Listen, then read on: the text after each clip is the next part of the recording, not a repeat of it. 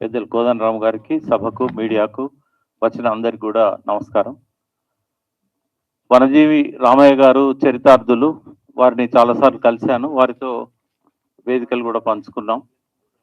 So Ramayya లాంటి వాళ్ళ కృషి వల్ల, అదేవిధంగా తెలంగాణ ప్రభుత్వం చేపట్టిన హరితహారం లాంటి కార్యక్రమాల వల్ల, గ్రామాన ఉన్న పల్లె ప్రకృతి వనాల ద్వారా, ఊరూరా మొక్కలు పెంచడం ద్వారా, గ్రీన్ ఛాలెంజ్ లాంటి ఛాలెంజ్ ద్వారా ఇవాళ మనము నేషనల్ యావరేజ్ దాటిపోయినాం.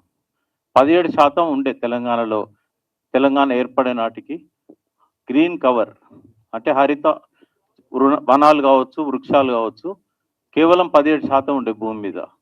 నేషనల్ యావరేజ్ 21% ఉంది. కానీ 10 ఏళ్లలో 24% పోయింది. బట్ మనం చేరుకోవాల్సింది 33%. అంటే ఇంకెందరో రామయ్యల్ని మనం సృష్టించాల్సిన అవసరం ఉంది. ఈ కృషిలో భాగంగా ఇవాళ ఈ డాక్యుమెంటరీ, అంటే దీని డాక్యుమెంటరీ కాదు, షార్ట్ ఫిలిం. అంటే డాక్యుమెంటరీస్ ఉండేటివి గతంలో, బట్ వాటికంటే ఎక్కువగా ప్రేరణ ఇచ్చింది షార్ట్ ఫిలిం. అంటే బ్రహ్మాజీ గారిని చూస్తుంటే రామయ్య గారిని చూసినట్టే అనిపించింది. అంటే పూర్తిగా కంగ్రాచులేషన్ సార్, బాగా లీనమై నటించారు మీరిద్దరు కూడా. సో ఇక్కడ మనము దీన్ని ఎట్లా ముందుకు తీసుకెళ్ళాలి? ఒకటి, ప్రభుత్వం హరితహారాన్ని కంటిన్యూ చేయాలి. పల్లె ప్రకృతి వనాలు ఎక్కడెక్కడైతే ఇబ్బందులు పడుతున్నాయో నీళ్ళు ఇవ్వలేక, అక్కడ వాళ్ళకి హెల్ప్ చేయాలి గవర్నమెంట్ సైడ్ నుంచి. మా వెన్నెలక్క కూడా నాదొక మనవి ఏంటంటే, సాంస్కృతిక సారథి, ఒక పెద్ద బృందానికి ఆమె సారథి కదా, వందలాది మంది. సో ఈ వృక్షాల గురించి, మొక్కల అవసరాల గురించి పాటల్ని, రకరకాల సాంస్కృతిక కార్యక్రమాల్ని తన బృందం ద్వారా గ్రామానికి తీసుకుపోవాల్సిన అవసరం ఉంది. వాళ్ళ నాన్న ద్వారా తెలంగాణ అంతా చైతన్యవంతమైంది. సో ఇవాళ కేవలం చెట్టు ఒక్కటే కాదు, చెట్టు బతకాలంటే, చెట్టు విత్తనం మొలవాలంటే మట్టి కావాలి. ఒక షాకింగ్ న్యూస్ చెప్తాం మీకు అందరికీ. 500 కోట్ల టన్నుల టాప్ సాయిల్, అంటే అది 4-5 ఇంచుల కంటే ఎక్కువ ఉండదు. 1 ఇంచు టాప్ సాయిల్ తయారు కావాలంటే 500 నుంచి 1000 సంవత్సరాలు పడుతుంది. అయితే ప్రతి సంవత్సరం 500 కోట్ల టన్నుల మట్టి ఈ నదులలో భూమి కోతకు గురై సముద్రంలోకి పోతున్నది. అలా తిరిగి వస్తుంది. అది ఎన్ని కోట్ల సంవత్సరాలు కావాలి మళ్ళీ ఆ మట్టి మనకు రావాలంటే? అందుకే ఇవాళ నదుల పక్కన ఈ చెట్లు పెట్టాలి. సాయిల్ ఎరోజన్ కాకూడదు. చింత చెట్టు కావచ్చు, వేప చెట్టు కావచ్చు, ఇట్లా పరుచుకుండే వేర్ల వల్ల ఫంగస్ వచ్చి ఆ ఫంగస్ మట్టిని పట్టుకొని ఉంటుంది. కాబట్టి ఈ నాలెడ్జ్ని ప్రజల్లోకి తీసుకెళ్ళాలి. ప్రభుత్వం ఒకటే చేయలేదు, ప్రజలు కూడా, రైతులు కూడా తమ పొలాలలో వృక్షాలు నాటుకోవాలి.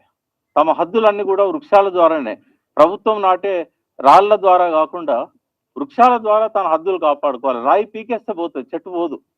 అట్లాగే రోడ్ వైడనింగ్ లో ఇవాళ వనజీవి రామయ్య గారు నాటిన మొక్కల్ని కూడా దాదాపు ఒక 5,000 మొక్కలు రోడ్ వైడనింగ్ లో పోయినాయి. అవి పోకుండా జాగ్రత్తలు తీసుకోవాలి. చెట్లను కొట్టకుండా జాగ్రత్తలు తీసుకోవాలి.